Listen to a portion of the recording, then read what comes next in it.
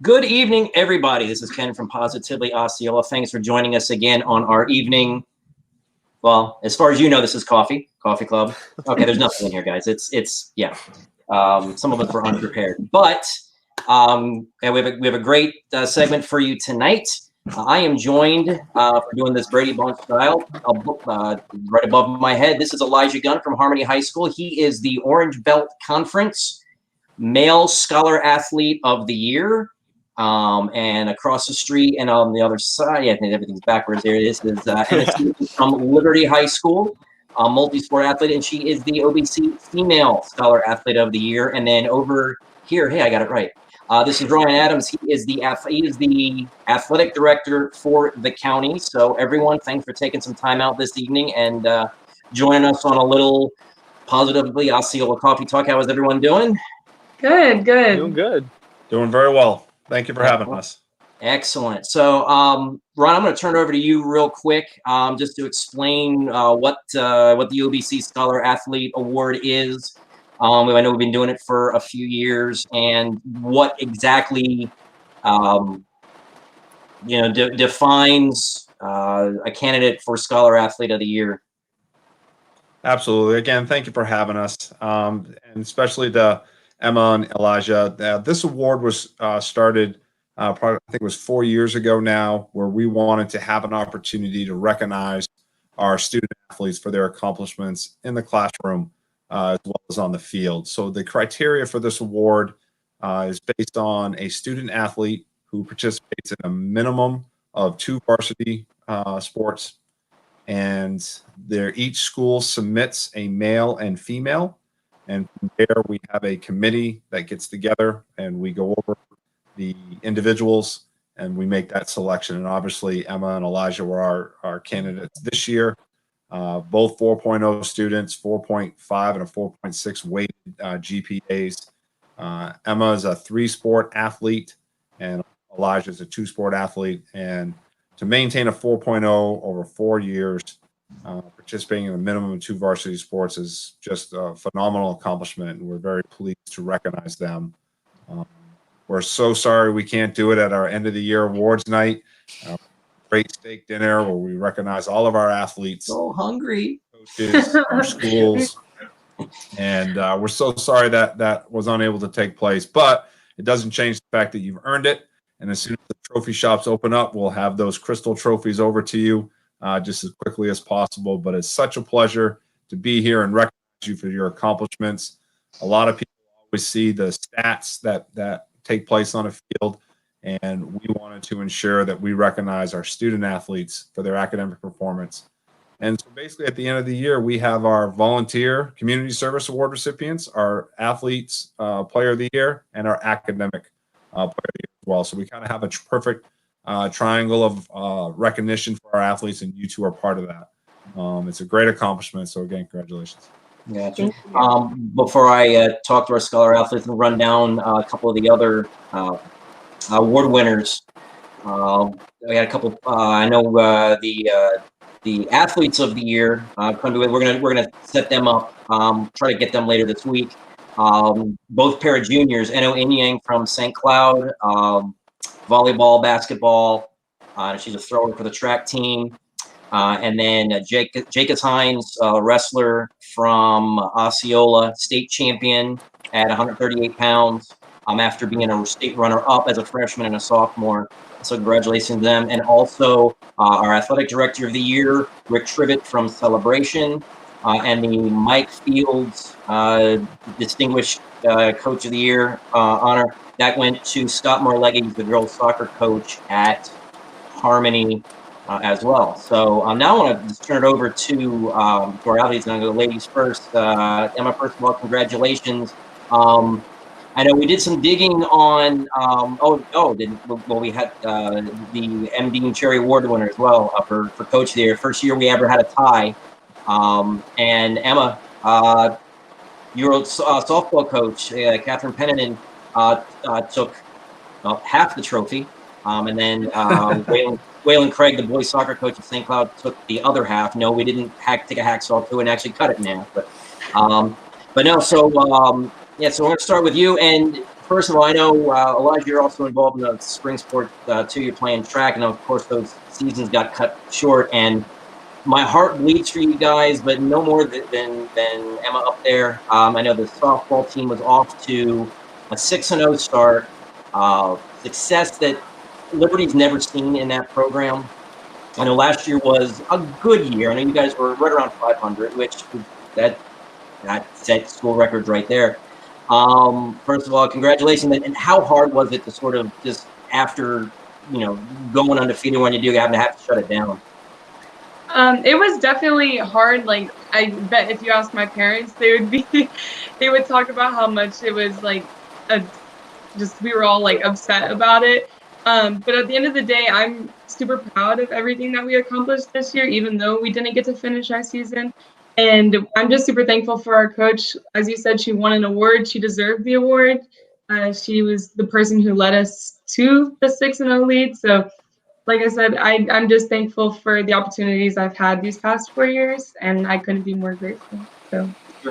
Let's talk about these 4 years. I know we said volleyball, weightlifting, and softball this year. Was that all 4 years, all three of those sports?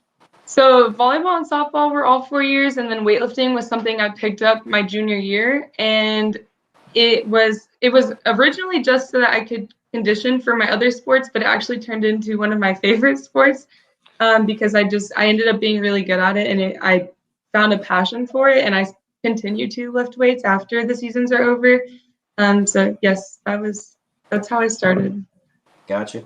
And I know when I talked to you earlier or over the long weekend, you said, "Hey, I'm excited. I took time off I found someone to fill my shift for work to be able to do this tonight," which means 3 sports, 4.0. Working as well. Talk to me about some of the sacrifices you've had to make just to make sure everything gets done the way that you've done them these past 4 years. I would definitely say that my high school years were a lot different than other kids my age. I went out with friends when I had the time, but my main focus was school first always. And that's how my parents raised me too. So they're the ones that I have to thank for that, because without them, I probably wouldn't be where I am right now. So yeah, working isn't over the summer thing. So I come up to South Carolina and I work over the summer, and then I go home and start the same routine, school and sports. Oh, wow. South Carolina. Whereabouts in South Carolina? It's Edisto Island, the small island here in South Carolina, right outside of Charleston. And I come up here and I'm a server, and yeah. Oh, so you're there now?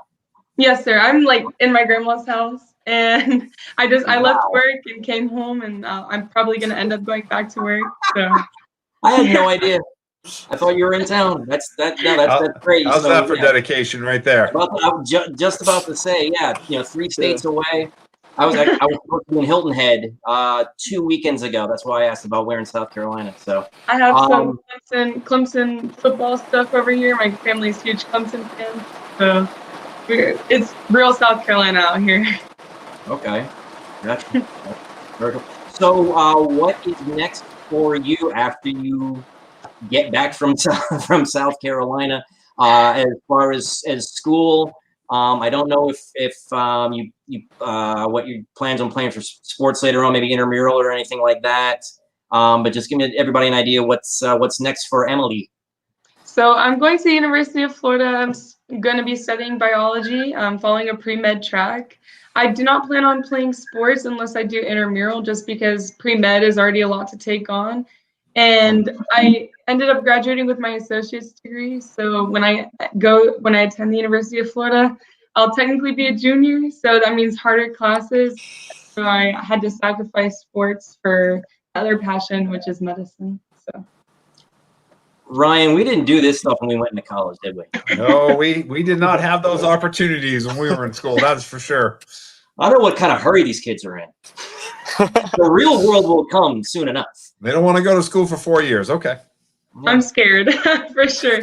The real world is scary. I mean, I turned 18 recently, and I told my parents I'm not an adult. Like, I don't feel like an adult. So it wasn't how I thought it would be when I was younger. So all right. Well, Elijah, will turn to you now. Like I said, football career. I know this past football season probably didn't go as well as you guys hoped at Harmony, but you guys were coming off of the first. I know your junior year, you guys won the first district title over there in over a decade. I want to say it was, let's see, do the math, like about 11 years. I think 2007 would have been the last time before 2018. So I'm sure that you racked up quite a few memories on the football field, and then track here in the spring. Just talk. Well, first of all, let's talk about the sudden end of the year. Somebody didn't get a chance to ask them if she wants to chime in. But do you guys get any idea that it was going to be bad enough to shut everything down? I mean, or when did you kind of get an idea that you guys might be done? For me, we were a few meets into the season for like the big meets, and things kind of started picking up. You know, rumors about like a virus from China or something like that, and it was coming over here. And I didn't think too much of it at first. A lot of people made jokes about it, but then for spring break, I went up to Atlanta, and then all of a sudden, while we were up there, just kind of on the news, the president was talking and stuff like that, and they were like, "All right, we're gonna start shutting stuff down." And it was kind of all of a sudden for me. It was in March, like 13th or 14th, I don't know, around there when they like right before they started it. I kind of thought it was a joke at first. I didn't think too much of it, but then all of a sudden, things real quick started shutting down, and I was kind of like, "Oh, does this mean I don't get to finish track?" And they promised, maybe by mid-April, we'll be back, and then all of April, and then to the end of then to May, and then it was like, wow, and things are still opening up. So it's definitely, I didn't know until just a few days before. I was kind of like skeptical about it, but. Gotcha. So same question I asked her as far as having to balance sports and practice and school and job if you have one. Talk about maybe some of the things that sacrifice you had to make to keep that 4.0 and keep everything as far as academics stay on track. So for me, it was pretty much became my life. School was I'd wake up at about 6 to go to school, and then after school I would go to practice, and I wouldn't get home till about 6 at night, 6:37 or so. So I'd be gone for about 12 hours a day on average, sometimes a little more, sometimes a little less.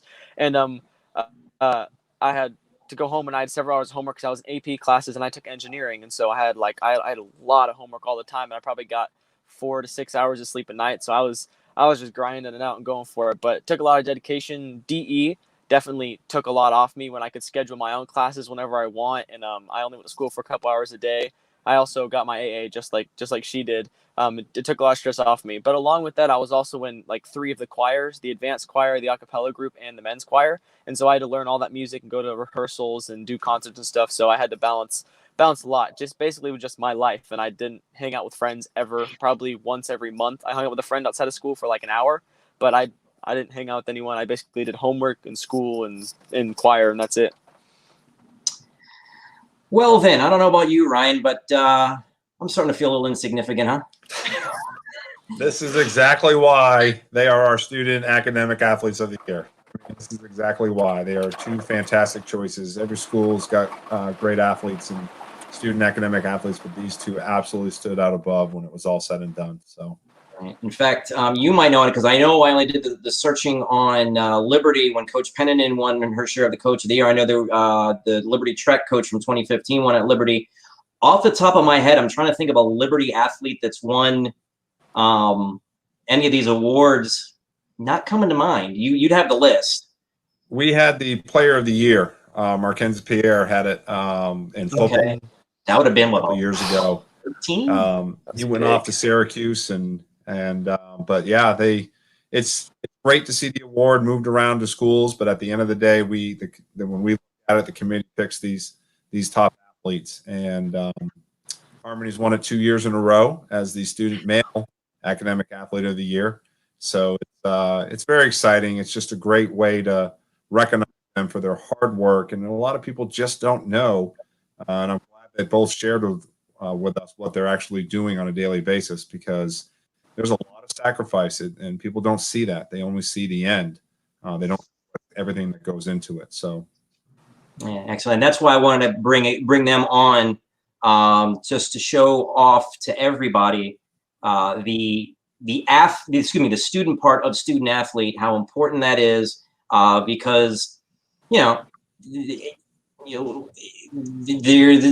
everybody, when you compete in sports, and I did the same thing, is you've got in your head, well, how great it would be to be a pro athlete, play in the NFL, play professional sports or whatever.